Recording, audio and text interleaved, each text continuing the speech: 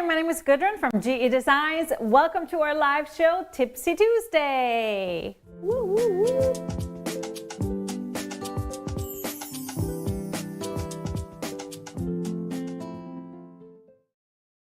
Hi everyone, welcome to our show. Thank you all for being here. Say hello to my producer, Mr. HP is here. Look at him, all in the fall colors over there. Thank you all for being here, and make sure you say hello in the comments, say hi to your friends, and introduce yourselves if you're new around here. Some of you are watching us on YouTube and others on Facebook, so if you're newer around here, haven't done so yet, subscribe to our page, please, because we are live multiple times a week, and you don't want to miss a thing. Lots of stuff going on today. We have two Tipsy Tip of the Days. Not two Tipsy Tuesdays, two Tip of the Days tonight, yes.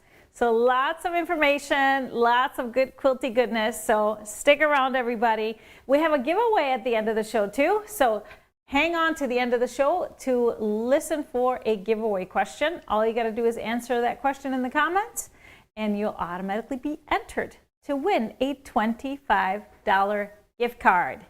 Now, we love interaction, so ask us questions. Comment throughout the show, send us hearts and thumbs up if you like what you're seeing. And if you know somebody that you think would really enjoy our shows, make sure to share that with them. We're here to bring all the quilters together for some quilty fun all the time. So let's take a look at our weekend. It was pretty awesome, wasn't it? We're finally kind of settling into rhythm. We are now currently in Florida in our Studio B, and it's been a whirlwind of a year already throughout. It wasn't planned, but it ended up being that. And we've been traveling a lot, so being home for over a week feels phenomenal. You know, even though we had setbacks and everything, but it's been really good to have home-cooked meals and settling in, yes. So it just feels good. It feels good.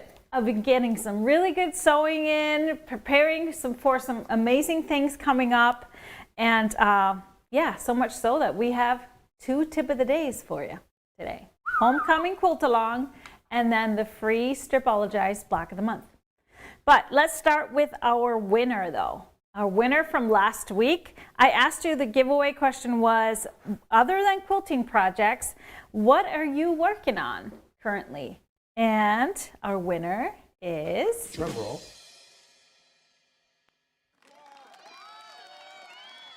Maxine Bondison. That was a short drum roll. That was. Maxine Bondison, congratulations. You won a $25 gift card, and just go ahead and email us to help@gquiltdesigns.com to claim your prize. We'll get it to you right away via email. And Maxine said she's starting to organize Christmas presents. That's fun. I always have every intention to be really timely with this. She's on it. She is on it. It never works out for me. It never does. Talk about the quilts behind you? Yeah, let's talk about the quilts. I'm very excited to have my Tilda Holly quilt behind me that is quilted up, bound and everything. And I just put my little Billy quilt next to it because the Tilda quilt wasn't quite big enough to cover my back. And behind you, Mr. HP, you have a couple of things. Yeah, look at that. You're in the woods. This is the Sarah quilt, the flannel fall colors. Beautiful. Not necessarily fall colors, it's just rich colors. It can be any time of year. Love it.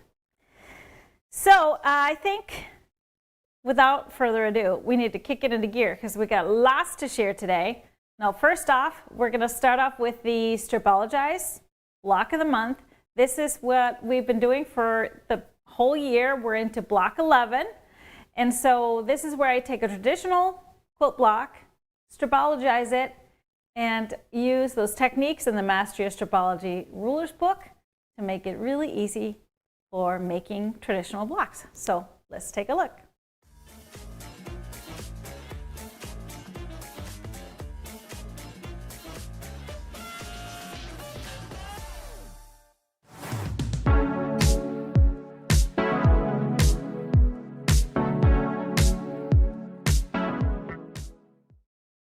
Welcome to the Stripologized Block of the Month, where we take a traditionally pieced quilt block, stripologize it using our Stripology rulers and the Master Your Stripology Rulers book.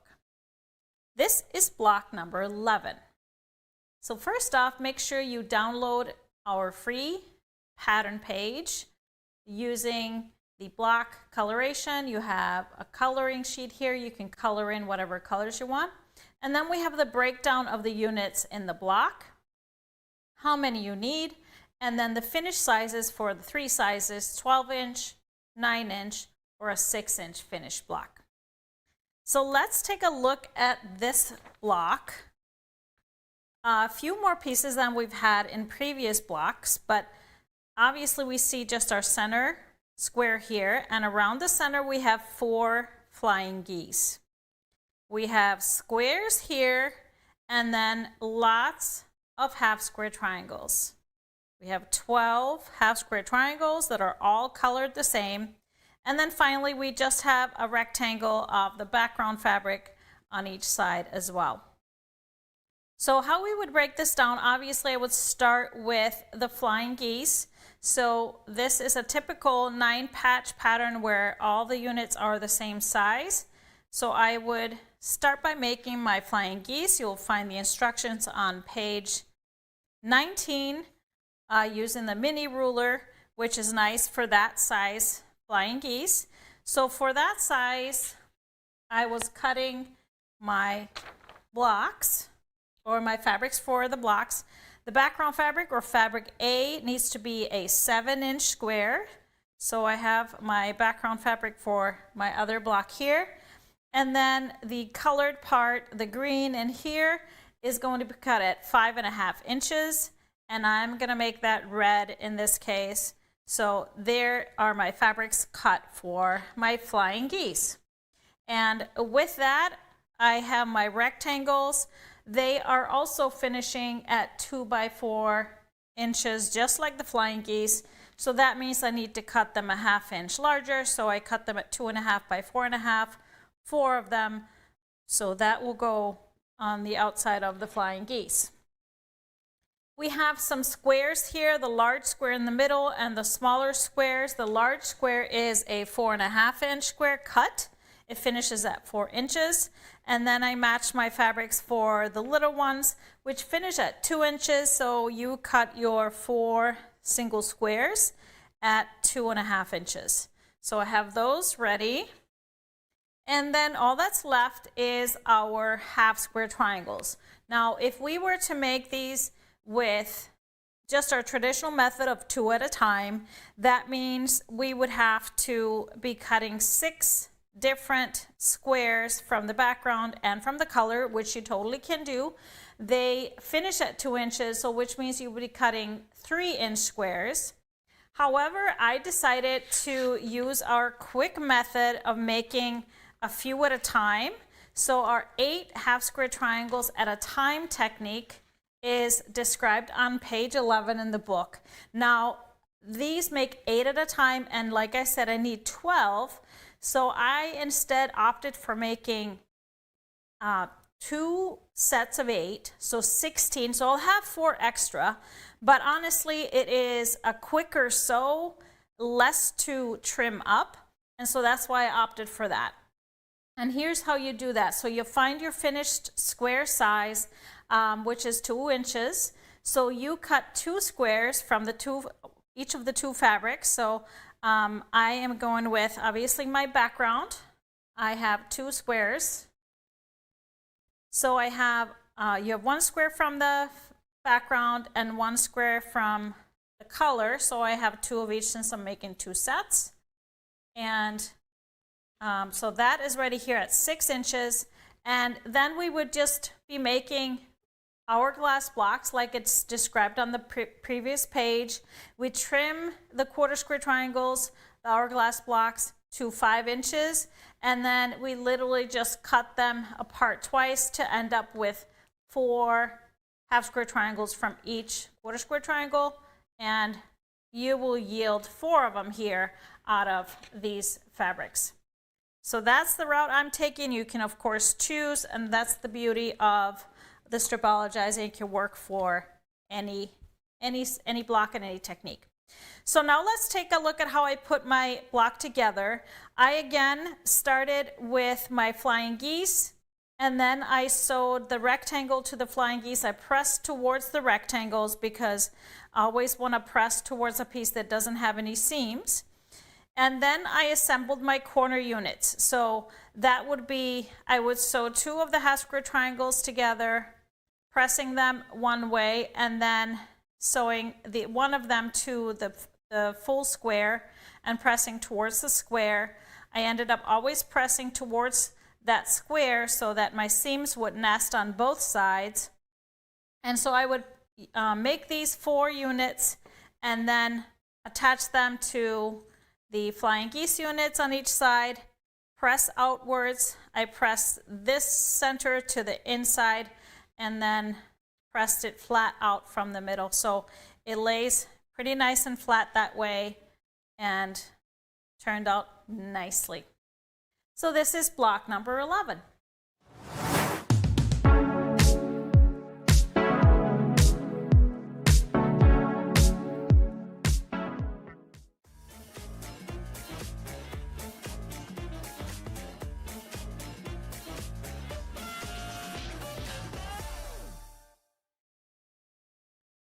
There it is, our Stripologized block number 11. Yes, there will be 12. We've started in January, 1 a month. So you can find those free, the worksheet, the free instruction sheet on our website under More in the main navigation, bonus charts and templates. Bonus charts and templates could be right there. You can download the PDF right there. So, any questions on the Stripologized block of the month? Yes, we started in January. We started with a really simple block. We've been kind of increasing the difficulty a little bit. So it's a great way to practice those techniques in the Master Your Stripology Rulers book. Of course, if you don't have this book, I highly, highly recommend it. Where is my cover? Not there. There. This is always next to my cutting table for all the charts and just reminders. It's really good to have. So this one, if you have a Stripology ruler, this book is a must. You agree, everybody? And so this is a great way to practice some of those techniques, work your way through the blocks. The blocks are written for 3 sizes, so you can play with just scraps and make a little one or a bigger one. I played with scraps and I'm still able to make 2 of each of the big ones. So we have the last one in December, and then we'll have some ideas. I give you some ideas on how you can finish it into a quilt and yeah, have some fun. So we're going to do another project in 2025, right? Have you been enjoying it? Tell me. Let us know if you've been enjoying the Stripologized block of the months. Just to open your eyes, how you can use the Stripology rulers to make traditional blocks. You can Stripologize pretty much everything, anything, right? Any questions? Love it. Yeah, so of course, the Tilda Holly quilt that I made, this one was Stripologized all the way. So all of the flying geese, even the square and a square units, as you barely can see, they're the little mint green squares, are all Stripologized. And of course, the instructions, when I wrote the Stripologized instructions for this, are a big, big time saver and sanity saver. But speaking of Stripologizing, we are now going to enter into part 2 of our homecoming quilt-along. So this quilt-along came to be to support hurricane efforts in North Carolina. We are sewing on Lo and Behold's pattern called Homecoming. And so it is time for part 2. Part 1 was last week during our Tipsy Tuesday, so I hope you caught that one. And so we're going to move on to the next steps with part 2.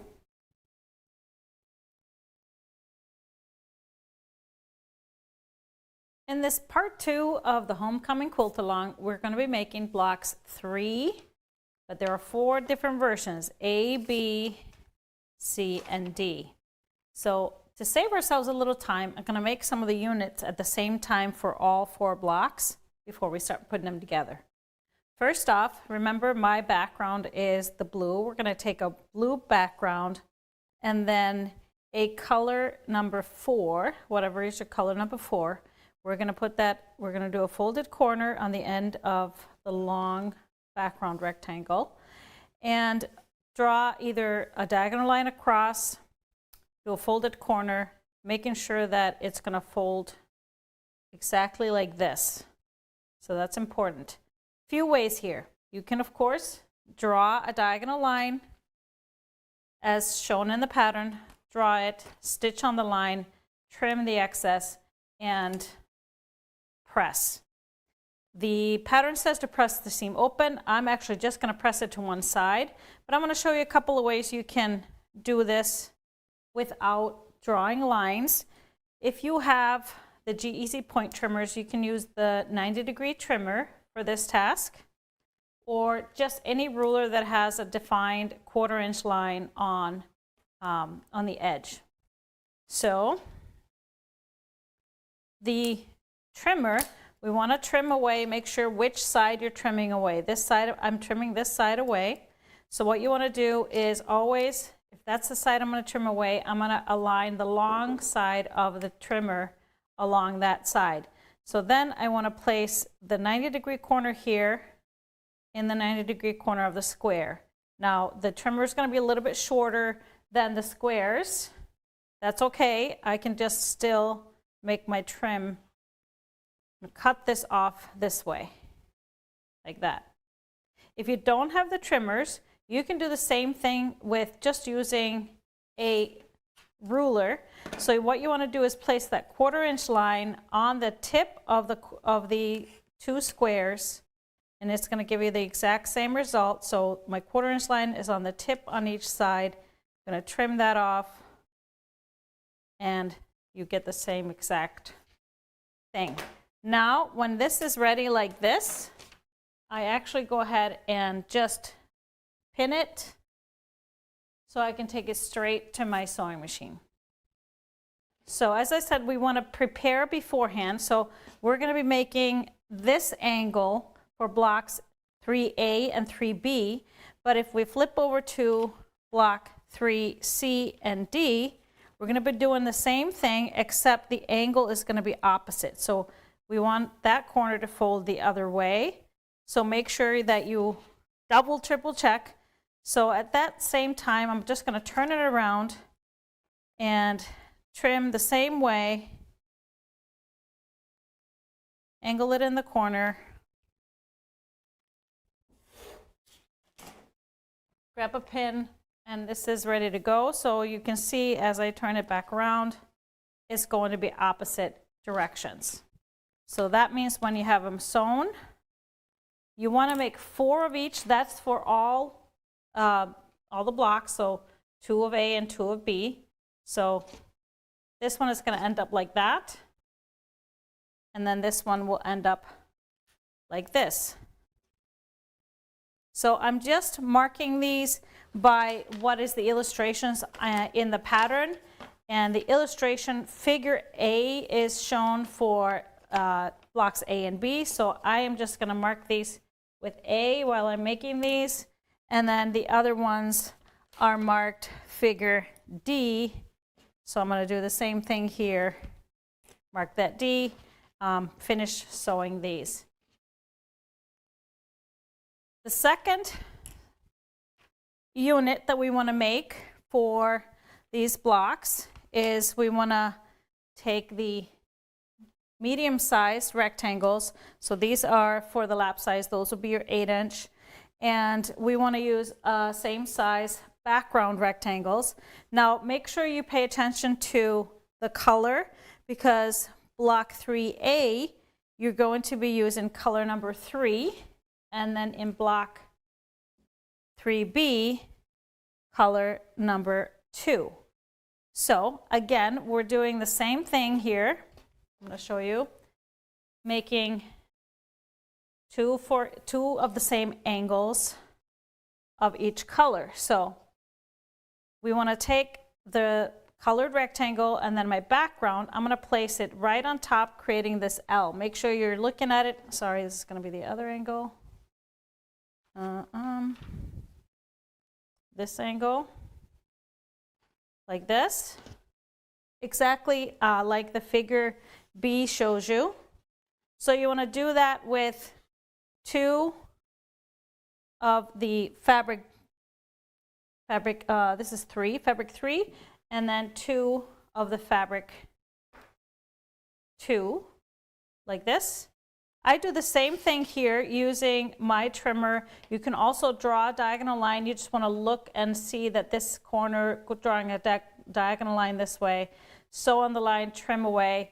I'm going to use my trimmer, or you can use just a regular ruler. Like I said, you want to find that corner on the underneath rectangle to make sure you're positioned right. And then down on the other corner, if you do have a 45-degree line on your ruler, you can use that also to line up with here. So like that, and then you're able to make that cut. Ready to go straight to your sewing machine. So I'm going to sew on this side. Again, same angle, the same fabric one. So this is where I created, this is going to create this angle here. So it's going to end up like this. 2 of these are going to be for my unit. This is the figure B. So I'm just going to grab my clip that's going to be B. And then this one, using the different fabric, is going to be also figure B, but just with a different color. So I'm going to put this separate, put a B on it, but I'm also going to put a B on it. If I have a B, here we go. But I'm going to note that this is for the other one. So I'm going to make these 2. As we flip to the other side to look at the other blocks for 3C and 3D, we're going to do the exact same thing. Look at the illustration. It's the opposite angle. So again, we're making 2 and 2 like that. But instead of placing it like this when I make the cut, I'm placing it down here when I make the cut and cutting off this corner, just like I show here. Making that cut across.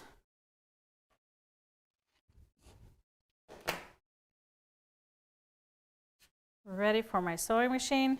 And then once you have that sewn and pressed, you're going to have one that looks like this. And looks 2 and 2. So you're going to need 2 and 2 colorways. And again, the number 2 on 3C, block 3C, you're going to be using the color 2. This is 3C. So I'm just going to put, and that's illustration C. So I need to put a C on this one. And then this will be 3D. But I'm going to keep them together so I get them all sewn. Now once we have the units done, I went ahead and pressed these also to one direction towards my background, because it really doesn't matter. There's always a little bit more putsy to press things open. So now all my seams are going to be pressed to one side also. So your choice, of course, but I'm going to go ahead and sew these up and then show you how to finish these 4 blocks. Now it's time to assemble the blocks. So we're going to take all the pieces for our 3A, which we will start with the unit we made first. Make sure you're turning them the right way. I just always like to have my pattern right next to me. Look at the illustration to make sure they're being laid out the right way. Then we have a long rectangle from the background. We have the other unit we made earlier. This one containing color number 3, another background rectangle, and then a color 1 rectangle on the bottom. So literally just going to sew these together just like before. I like to do 2s and 2s, then add, and then do the long seams. So you should be making 2 blocks that are going to look like this. This is block 3A. So I'm going to go ahead and piece my other one. and then mark my blocks 3A. So they're set aside, ready to go for the next part. Moving on to block number 3B. So that is going to be a background rectangle on the top. We have the units we made earlier with a folded corner, another background rectangle, and then the unit with color 2 that we made earlier, finishing with a background rectangle. So sewing those together just like before, ending up with a block looks like this. And both of those 3A and 3B, make sure you note which direction the seams are going. All of them are going upwards on both of those two blocks, just like shown in the pattern. So finishing off my other 3B block, you're making 2 of each if you make for the lap size. I think it's the same for all sizes. So flipping the page to page number 6 on the pattern for block number 3C. So similar arrangement here, but make sure you're noting which pieces are there, which fabric color. This one is going to be with fabric color 2, but make sure you have the right angle on it, compare it to your illustration.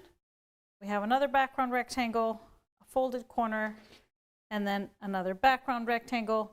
This is block 3C, just like this. And in this case, we're pressing these opposite. These are going, all the seams going downwards like this. So 2 of those blocks, 3C marked. And last but not least, we have block number 3D. We start with a fabric 1 rectangle, background rectangle, a unit from fabric 3, background rectangle, and then finishing with that folded corner, making sure your angles are all correct, making 2 of those that look like this, and then pressing all in the same direction.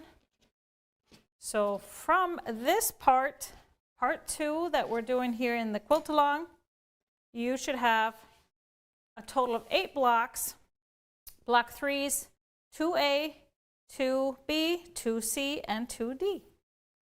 So get those going, and then we'll see you back here in part 3.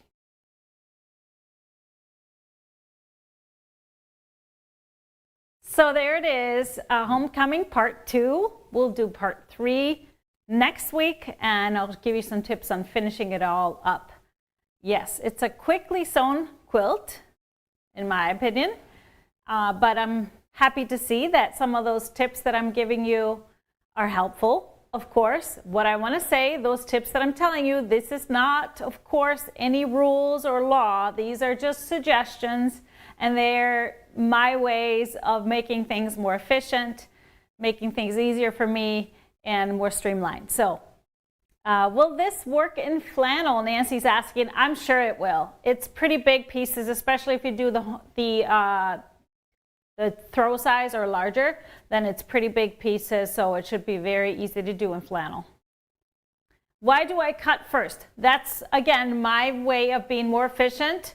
Then I don't have to draw a line, I don't have to sew and then cut and then press. I can just line things up, make sure things are aligned correctly, and then I can just trim it off and use my foot to sew my scant 1/4 inch seam. So I align my 1/4 inch foot right on that edge instead of having to be following a line or stitching right next to a line and stuff like that.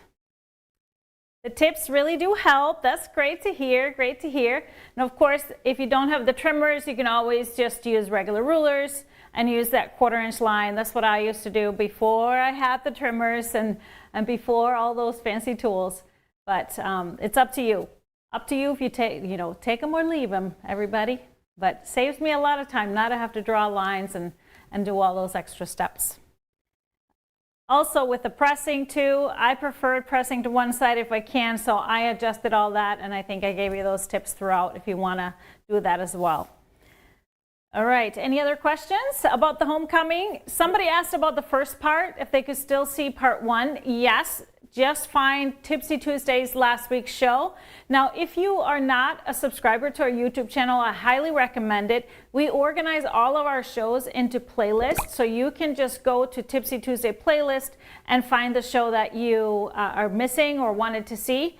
So there's also on our website, there's kind of a log of what was featured in each show. So we're working on making that even better. So it's always good and easy to go back to a previous show and watch it even if you missed it live. All right, so you can also rewatch this over and over. All right, any other questions? We're good? Awesome. Well, very exciting. We're getting some great quilts done in the nick of time. Are we in the nick of time yet for the holidays? I don't know. I keep sewing all the way up until the last minute. That's the way I operate. I actually really enjoy it, putting those special last few stitches on things, but that's me. That's just me. So one of those quilts that I know are going to be easy to finish before the holidays is, of course, our Skylar quilt. And those of you that are part of our Stripology Quickies Club, the Skylar full video class will be in your account tomorrow at 10 a.m. So November 13th, you already 2 weeks ago, you got the prep video, so you should be all set and ready to sew. It's a quick one, everybody, whether you do the original Skylar or the Skylar 2.0. And so it's going to be really fun. And in honor of that, since Skylar is now coming out, Lilo was our first Quickies Club pattern and class, and so you have been sharing a lot of your Skylar quilts, Lilo quilts, sorry, Lilo quilts. So I thought I'd put together a little bit of a slideshow of some of the Lilos that you've already shared. So let's take a look.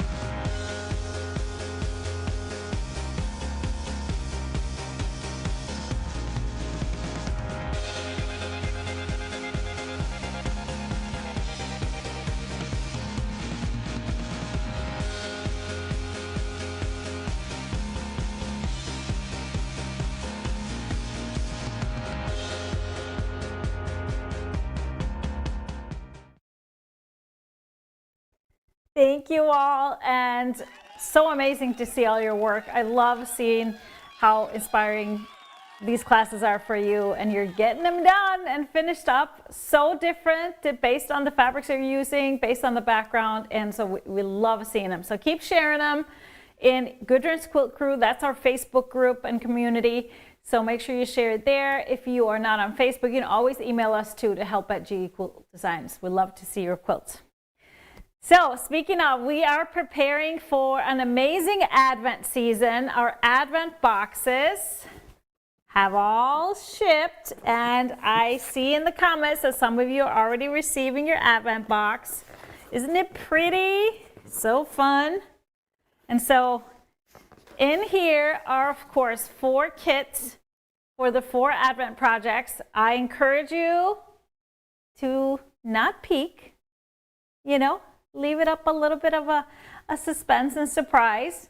Now, those of you that are getting your box for the first time, I just want to remind you that the Advent projects, tutorials, and the patterns will be released on Tipsy Tuesday starting the first Tuesday before the 1st of Advent. So that is going to be November 26th, and then it's going to be 4 consecutive Tipsy Tuesdays. So here are our dates for when they will be on our live show. So we will have the tutorial on the live show, and then after the live show, if you purchase the box, you will get that video and the pattern or the instructional sheet in your account. So what you would need to do is go to your account, go to My Downloadable Files, find the Advent box, and that's where those videos and your patterns will go in. If you didn't purchase the box, want to still participate in the Advent projects, no problem, but same thing, you're going to have to find the show, the Tipsy Tuesday shows, just like I mentioned earlier, and the patterns or instructional sheets will be on our website after the show. So we're very excited. Of course, if you've been doing this, this is year number 5, I think, 4 or 5. I know it's been a while. Yeah. We started this, I think, well, I think it's at least 4 because we started 2020. We may have started 2019, not sure, but it's fun for me. I challenge myself every year by doing something that I don't normally do. Y'all know I don't normally like making putsy things like bags and things like that, but I push myself to do it, and so I enjoy it. I always have fun in the end trying something new, so I hope you will be inspired to do so and join along with us in November and December. So only 2 weeks away until we kick this off. Yes, the week of Thanksgiving here in the US, the week of Thanksgiving will be the first release. So Pamela says, it's hard to believe you've been giving us Advent projects for that long. I know, they add up. And you know what? I love seeing you guys still using these tutorials, using these projects and patterns, and go back to them to make these quick little fun gifts and home projects, sewing projects, whatever it is. So love, love, love that. Yes, 2 weeks away. Isn't that crazy that Advent is 2 weeks away? I think this year has just been the fastest year in the history of my life. Right around the corner. It feels like every day I wake up and I start working, and all of a sudden it's 3 p.m. I don't know how it happens, but at least I'm enjoying what I'm doing. Let's be thankful for that. Be thankful for that. That's the key. Yes. So Advent boxes should be coming your way. If you haven't received them yet, they're coming your way. And even though if you sneak peek, you know, in there, they're individually wrapped. So you can peek into the box, but they're individually wrapped. So even if you look in there, you might not figure out what you're making. So that's the fun part. Another reminder, our Christmas in Europe book is now in the printing process. I am so excited for this book. It is going to be a gorgeous read, really, truly. So this is the back cover, the front cover. You've seen it. We offered this to our viewers and our customers as a pre-order for the book, and for a special discount. That discount will expire on Friday. Just wanted to mention that. So this, of course, the book features the Christmas in Europe quilt. I've expanded on the stories and the history behind each block. There are tons of recipes from all those wonderful places in Europe. And I've also included 4 bonus projects where I use some of the blocks in the quilt itself, the Christmas in Europe quilt, and made some fun projects with it. So check it out. If you want to secure it for a good discount, you can still place your pre-order through Friday. I am so excited. We've been testing some of the recipes in there. Guess what I have in my fridge ready to go in the oven? Mr. HP's favorite, the shortbread. It needs it needs to chill, you know, so it's ready. Yeah, gotta test it all out. All right, so that is a reminder. I saw a question on this last week, and we're getting some questions about this. Something we do every year. We put together what we call a holiday perfect pairing boxes.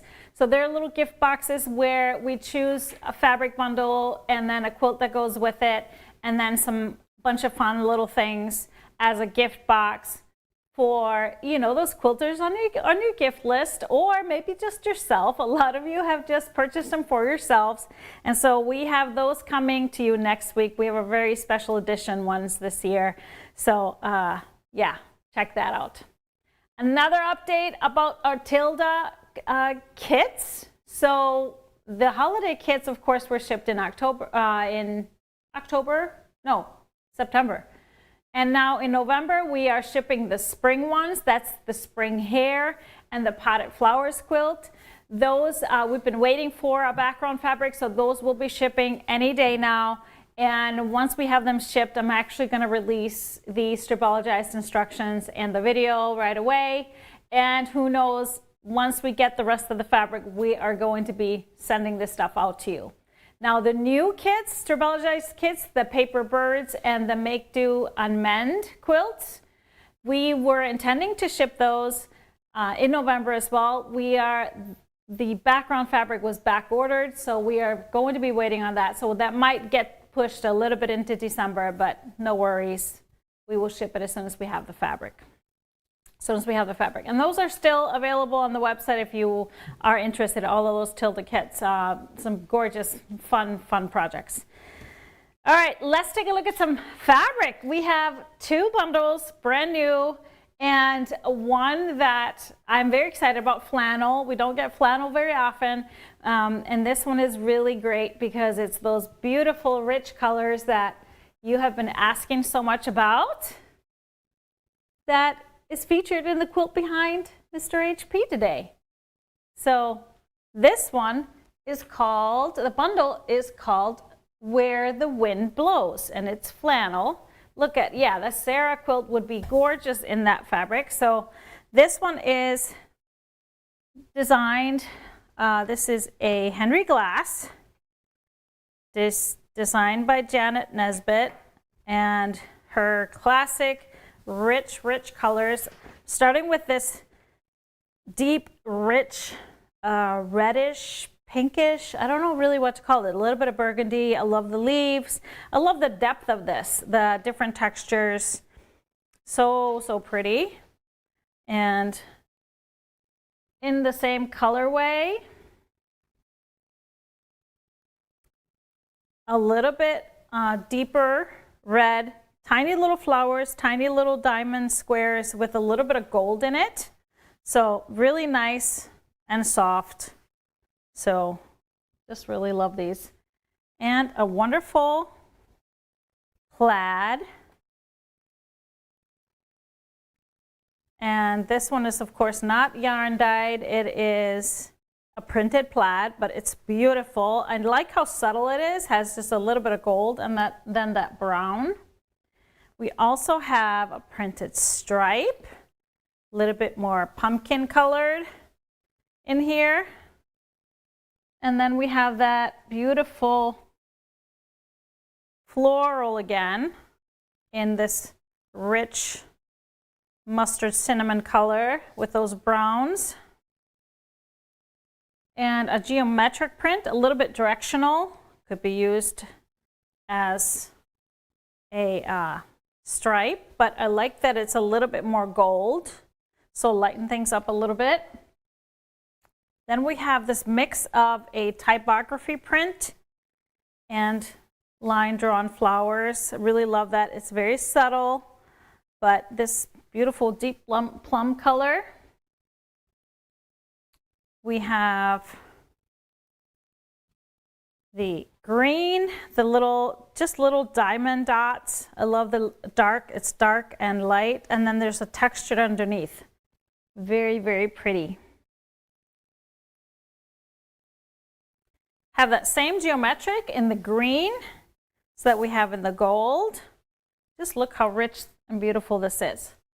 Throw in a little bit of blue. We have that same, no, this is a different floral, a little bit of a texture, kind of a tile texture here.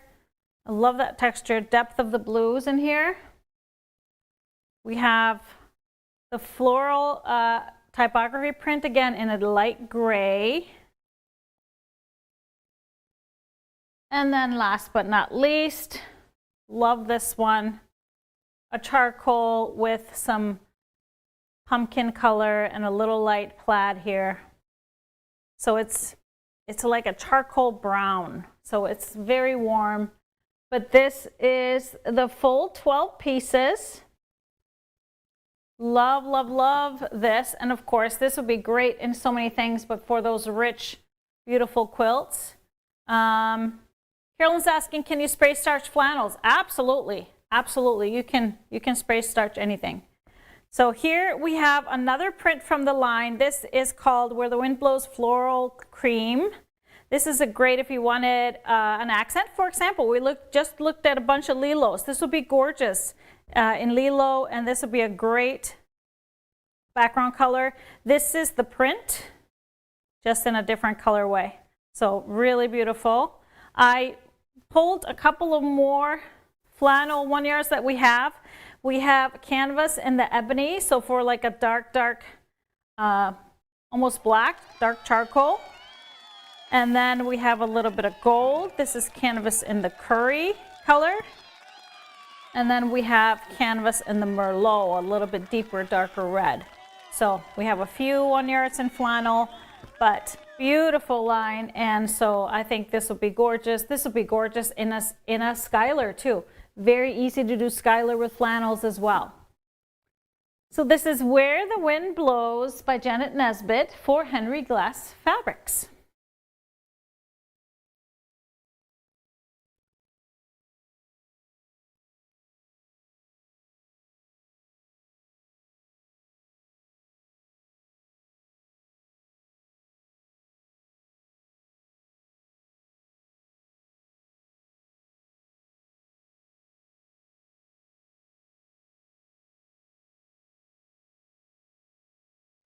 So Janet and her sister had a pattern company, Buggy Barn, and so Janet is still designing solo now, but love her stuff. Second line today I want to show you is something I've been waiting for. This beautiful fabric is called Melrose. That's the line, name of the line, and this is a new Moda. So let me start. I love the colors. Love the colors. Starting with this main print here. And so Studio M is the name of the designer. So a little bit different look, but I absolutely love the feel of this. So deep navy with a little bit of a robin's egg blues and teals. And then this blush pink and this terracotta type of a color. Combination is gorgeous. So this is the navy side of things. So I mixed it evenly with the navies. And then the next piece here is just a white on navy, these scattered leaves. The third one is a really cool geometric. Look at that. How fun is that? So this has all the colors, has the navy and the teals and a little bit of that terracotta cinnamon color. Really, really beautiful. Fun to cut bindings or little borders or wide borders or blocks, anything really. Another geometric navy with some white on it. Has a little bit of an illusion. Love that effect. Looks from afar like it's just a little distressed. Then we have the teal color. We have the teal with the white leaves on it, just like this one. And the geometric. But here we have the teal with the dark navy on it. So switches it up. We have a beautiful small floral. See how it's a little bit lighter, going more into that robin's egg blue with that cinnamon colored color specked in there as well. And then we have that geometric in the light blue also with white on it, until we go into the warms here. So we have that main print again in this color, cinnamon, what are we calling this? Terracotta, just beautiful color. I love it with that light blue and just touch of teal. We have the leaves.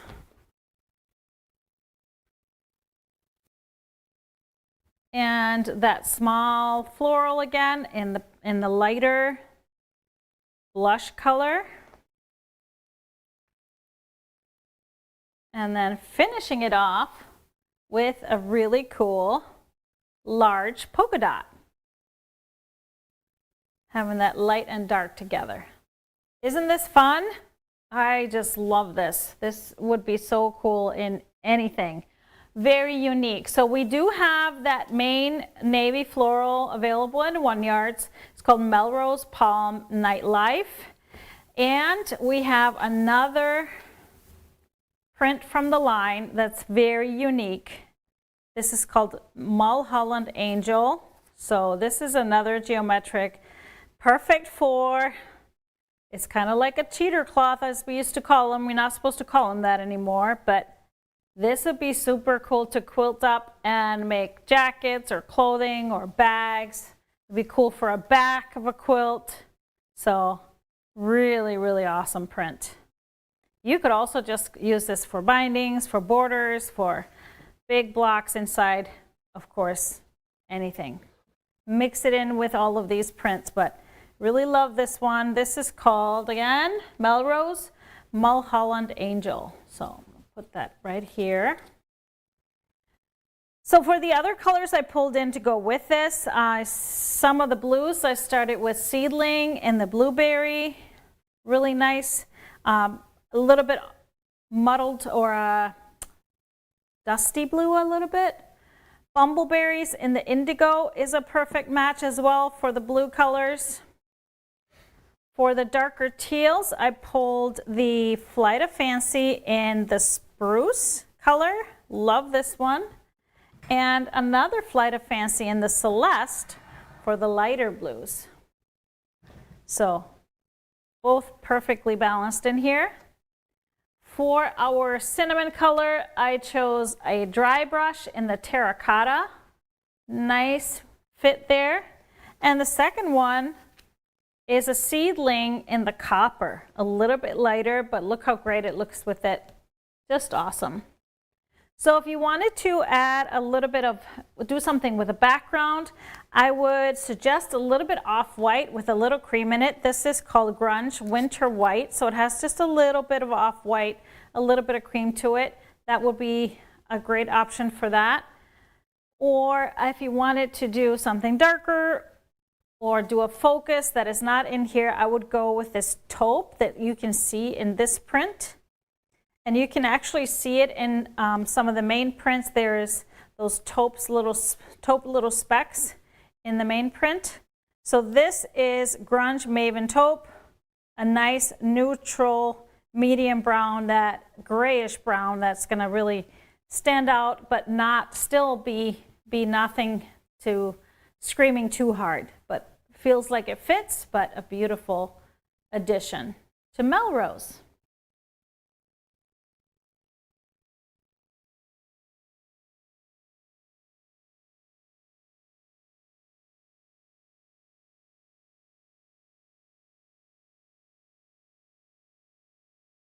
So I think definitely the Melrose is not leaving my sewing room.